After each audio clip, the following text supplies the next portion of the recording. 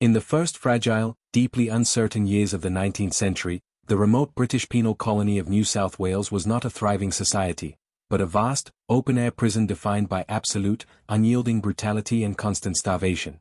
The settlement was heavily populated by some of the most desperate, hardened criminals of the British Empire, but by 1800, a new, entirely different, and highly dangerous demographic began to arrive in chains: the Irish political exiles.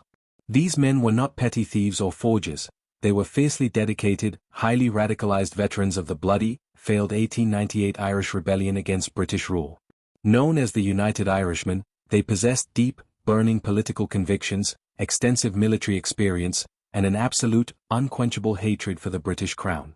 When they were forcefully transported to the harsh, alien landscape of Australia and subjected to the agonizing, back-breaking labor of clearing massive, ancient gum trees and carving primitive roads through the unforgiving sandstone, their revolutionary fervor was not extinguished.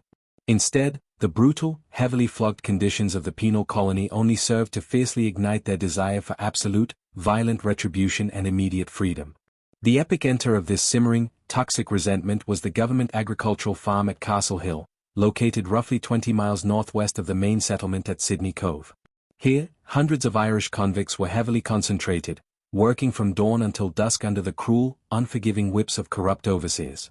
Among these desperate men emerged a highly charismatic, fiercely intelligent leader named Philip Cunningham. Cunningham was a veteran of the 1898 rebellion, a former stonemason who possessed a deep, powerful voice and a masterful, hypnotic ability to inspire absolute loyalty among his exhausted countrymen. Operating in total, heavily guarded secrecy under the pitch-black cover of the Australian night, Cunningham meticulously began to organize a massive, unprecedented armed insurrection. He secretly distributed small, highly symbolic pieces of green ribbon, the sacred, undeniable emblem of the Irish rebellion, to his most trusted lieutenants. His grand, incredibly ambitious strategic plan was breathtaking in its sheer, absolute audacity. The Irish convicts would violently rise up, overwhelm the guards at Castle Hill, march swiftly to the nearby settlement of Parramatta to seize heavy military arsenals, and then launch a massive, overwhelming assault on Sydney itself. Cunningham's ultimate, deeply treasonous objective was not merely to escape the colony, but to completely, violently overthrow the British administration, capture the harbour, seize a docked ship, and sail back to Ireland to continue the revolution, leaving behind a newly declared, independent Republic of New Ireland on Australian soil. By early March 1804, the highly complex, meticulously coordinated plot was in its final, critical stages. Crude, terrifying weapons were secretly being forged in the dark. Heavy agricultural scythes were violently hammered into lethal pikes, and old, rusty pitchforks were sharpened to razor points. The convicts had managed to steal a small, highly precious cache of outdated muskets and a meager supply of black powder, carefully hiding them beneath the floorboards of their miserable wooden huts. The atmosphere at Castle Hill was thick with profound, terrifying tension. Every single convict knew that the penalty for mutiny was immediate, public hanging, but the intoxicating, powerful dream of violent revenge against their British oppressors outweighed the absolute, paralyzing fear of the gallows. They were waiting only for the final, whispered command from Philip Cunningham to unleash the bloody storm. The explosive, highly volatile tension at Castle Hill finally, violently detonated on the warm, heavily humid night of March 4, 1804. At exactly 8 p.m., a loud, terrifying, and completely unexpected fire broke out in one of the wooden convict huts. This was not an accident. It was the prearranged, highly visible signal for the insurrection to commence. Instantly, over 200 heavily radicalized Irish convicts violently surged from their cramped quarters, screaming fierce, Gaelic battle cries that completely shattered the quiet rural night. Their primary, immediate objective was the settlement's small, poorly defended army. In a chaotic, incredibly violent rush, the rebels completely overwhelmed the deeply shocked, heavily outnumbered local constables. They brutally beat the guards, violently seized their heavy brown Bess muskets, and completely looted the army of all available lead shot and black powder. Philip Cunningham, standing tall and commanding in the flickering, orange light of the burning hut, officially declared the absolute, violent commencement of the rebellion. With a heavy, stolen sword raised high above his head, he roared the historic, immortal battle cry that would define the night: death or liberty.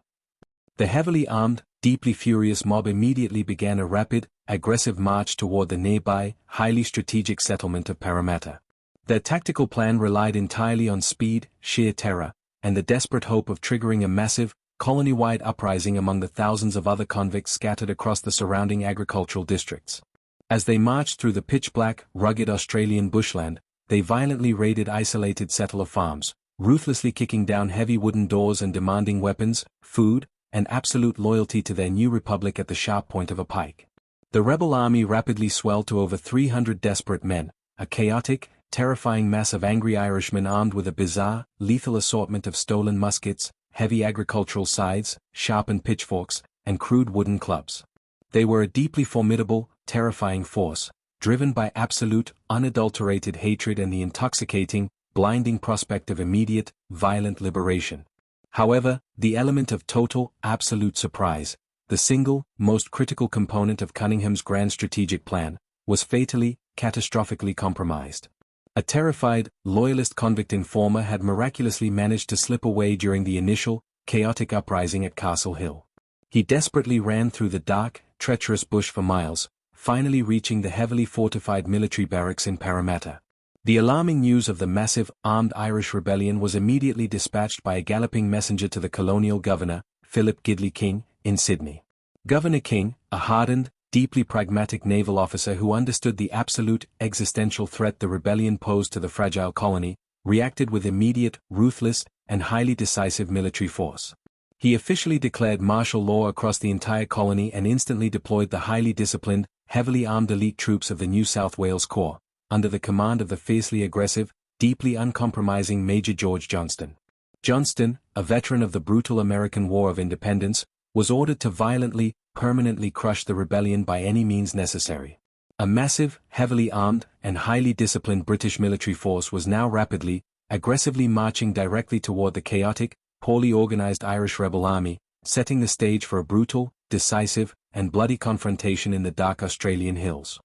As the pale, cold light of dawn finally broke on March 5, 1804, the exhausted, heavily armed Irish rebel army, numbering nearly 300 men, had established a crude, poorly positioned defensive camp on a prominent rise known locally as Vinegar Hill, a name deeply, symbolically chosen to mirror the site of a famous, bloody battle during the 1798 Irish Rebellion.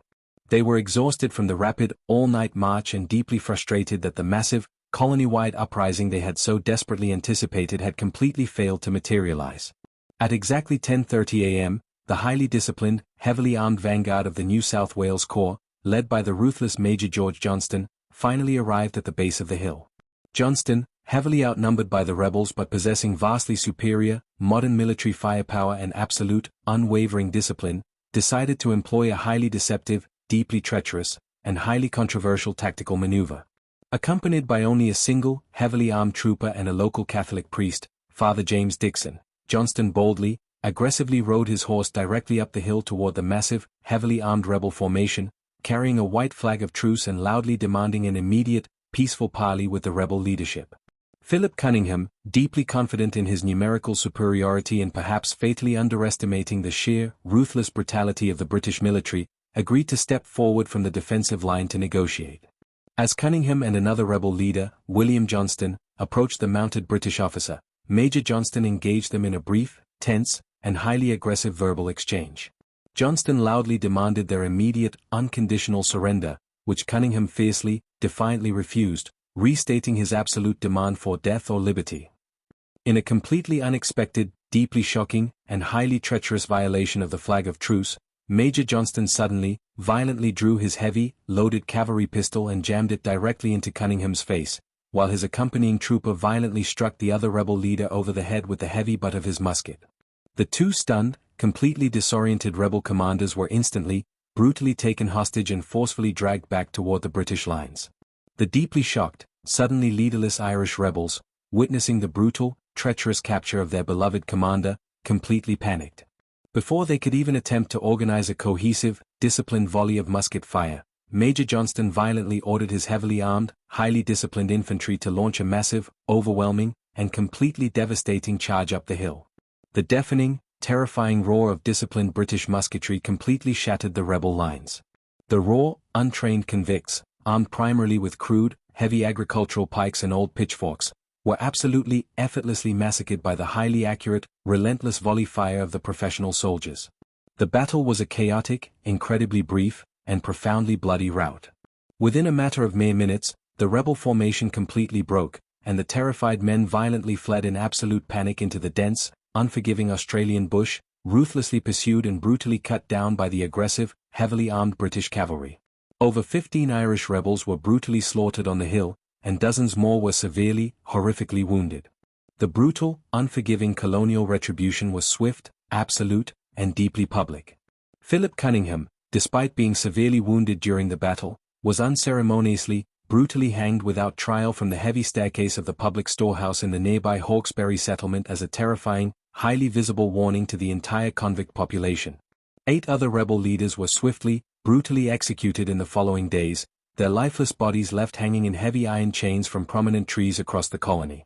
The Castle Hill Rebellion was violently, permanently crushed, ensuring that the brutal, uncompromising authority of the British Empire would remain absolute, unchallenged, and deeply terrifying in the harsh, unforgiving Australian penal colony for decades to come.